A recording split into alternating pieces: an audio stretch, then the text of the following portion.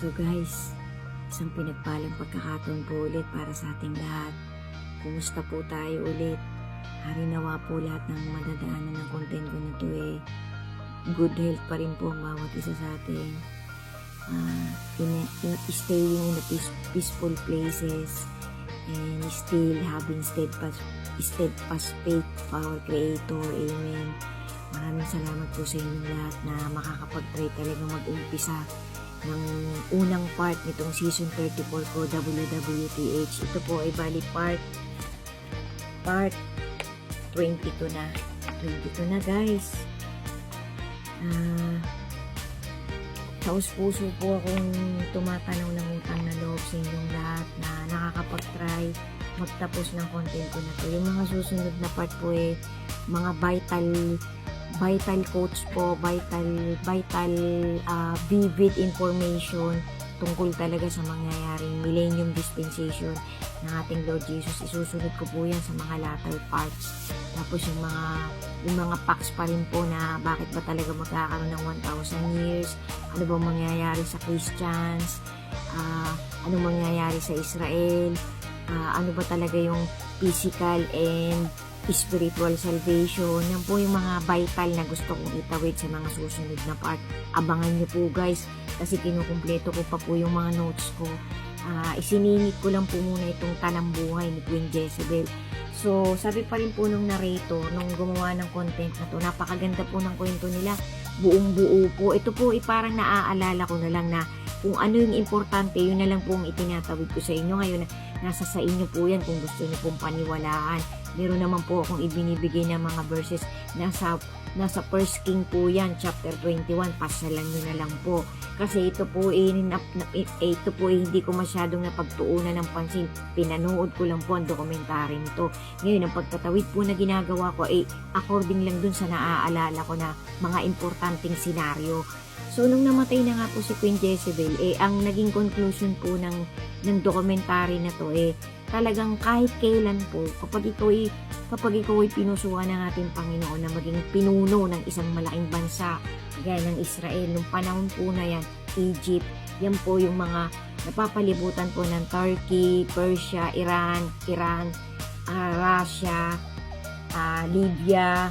Ayan po yung bumubuo ng pinakabansang Israel dati ng Babylonia, ng malakas na bansa. So, ang Israel nga po ay isang bansang powerful din po yan noon. Kaya lang po, marami nang sumakop dyan sa lugar na yan na parang pinagpinitan talaga ng pinagpinitan niya ng kung sino-sinong hari, generation by generation, na iniligaw ang mga taong nandyan na tao ng Diyos, yung mga Hudyo, the Jewish people. Kasi sabi nga po dun sa dokumentaryong tinatapos ko pa, talagang ang Panginoon po ay hindi pa daw tapos sa Israel. Kaya nagkaroon po ng parang intermission, parang nagkaroon po, kumbaga sa basketball daw po, nagkaroon ng last 2 minutes, parang ganun, hindi pa po tapos ang Panginoon sa Israel sa pagbibigay niya ng mga plataforma niya sa mga Hudyo. Ngayon, sabi nga po, binigyan ko na po kayo ng highlights ng mga susunod kong itatawid. Sabi po nung mga dokumentaryong pinapanood ko guys, ang Panginoon po talaga mahal niya po ang Jewish people, ang mga Hudyo, kasi ang ating pong Lord Jesus ay galing sa lahi ni David, sa mga tao ng Diyos.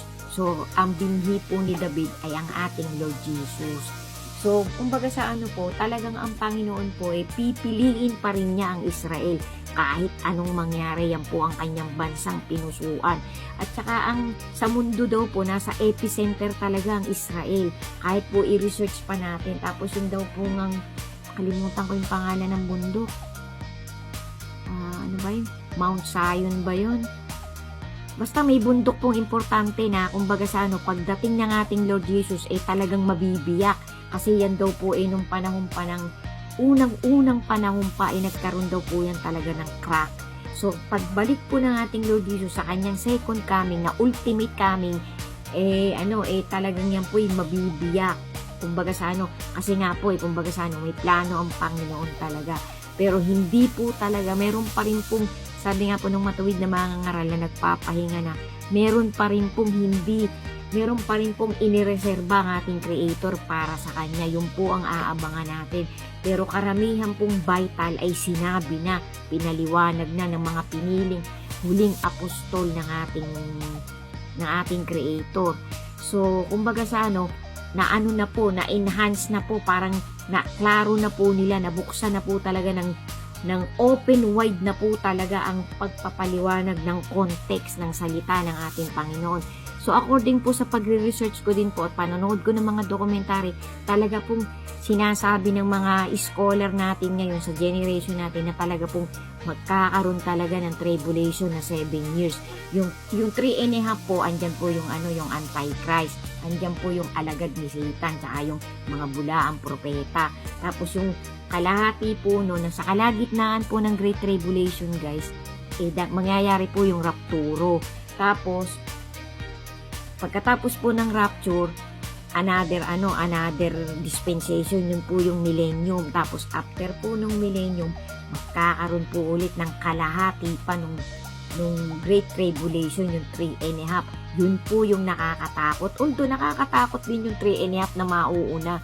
Kasi nga po, ang Panginoon po, kumbaga sa meron po siyang plataforma na, kumbaga sa hindi natin 100% na maaarok, na mauunawaan. Kasi may mga bagay-bagay daw pong nakatago pa rin, nakareserba, na ipaliliwanag ng ating Lord Jesus. Malalaman nating lahat na mapipili niya. Ako, para po sa akin, guys, hindi naman sa parang nagyayabang o ako po kiniklaim ko na isa ako sa mapipili ng Panginoon. Sinisikap ko na po talagang trajektoryahin ko ang landas na papunta sa kanilang mag-ama, kasi nakakatakot pong mapunta sa dagat-dagatang apoy. Lahat po tayo ay nakatanggap na ng grace ng ating Lord Jesus. Yung parang sumampalataya ka sa Kanya, talagang magkakaroon ka ng kapayapaan, magkakaroon ka ng spiritual salvation. Pero dahil nga po mangyayari yung dispensation ng millennium reigning ng ating Lord Jesus, kung tayo po'y buhay noon at tayo na-rapture, kasama tayo doon. So, ang mangyayari po, lahat po ng na-rapture, kailangan matuwid na po yun. Meron na tayong talagang ticket na tayo'y kasama talaga sa paghahari ng ating Panginoon. Pero yung mga tao pong hindi pa talaga nagkakaroon ng faith sa ating Lord Jesus, kailangan po'y sumunod tayo sa paghaharing gagawin ng ating Lord Jesus. Yan po yung sinasabi ng dokumentaring tinatapos ko pa, kasi kapag hindi mo talaga sinunod ang magiging batas at rules ng ating Lord Jesus sa paghahari niya ng 1,000 years, kasi hahaba po ang buhay ng mga tao pagsapit ng paghahari ng ating Panginoong Jesus. Dalawa po yan talaga, guys, hindi ko po kayang tanggapin na dito lang sa lupa. Dalawa po ang pinaghaharian ng ating Lord Jesus, langit at itong lupa. Kailangan daw po tutupad lahat ng mga tao ng 1,000 years na yun sa utos ng ating Panginoon. Kasi kapag ikaw ay sumuway, wala ka ng kapag-asang mapunta doon, talagang magkaroon ng 100% eternal life. Although pagsapit po ng 1,000 years, guys, meron na tayong parang 80 to 90% na parang na guaranteed na talagang ligtas ka na. Kaso nga po, meron po talagang kakaibang mangyayari, guys, na kapag ka nga daw po sumuway, mawawala pa rin yung mawawala pa rin yung salvation mo. Kasi maiwawala nga po yun Hindi po yun talaga pwede nating 100% ligtas na ligtas ka na talaga Kasi pagsapit po ng 1,000 years, yung magkakaedad daw po ng 100 years old, parang batang-bata pa rin ang mukha. Kasi aabutin po ang mga tao sa panahon ng 1,000 years ng hanggang 900 years old. Tapos yung iba pong maghahanap ng kamatayan ay hindi mo talaga matatagpuan ang kamatayan. Mabubuhay ka pa rin. So, sa paghahari po ng ating Lord Jesus, meron pa rin pong kakalaban sa Kanya. Kaya lang, Diyos na lalabanan mo. Kasi literal po nating makikita si Kristo, ang ating Panginoong Hesus Kristo. Literal siyang maghahari. Literal na may gagawin siyang kakaiba sa mundong ito. Kasi maaabutan pa po niya itong mundong ito Pagkatapos po ng 1,000 years, saka pa lang po magugunaw ang mundo, guys. So milalakbayin pa po talaga ang mundong ito ng 1,000 years. So para po sa akin, ako po, 99%, 98%, alam pong tinatahak na natin ang Great Tribulation kasi any moment po ay mangyayari na ang rapturo. So, maging prepared po sana ang bawat isa sa atin. Sundan nyo pa po guys, to God be the glory po. Nakalimutan ko na yung kay Jezebel. Sundan nyo pa po, tatapusin ko. Maraming salamat po and to God be the glory. Thank you po.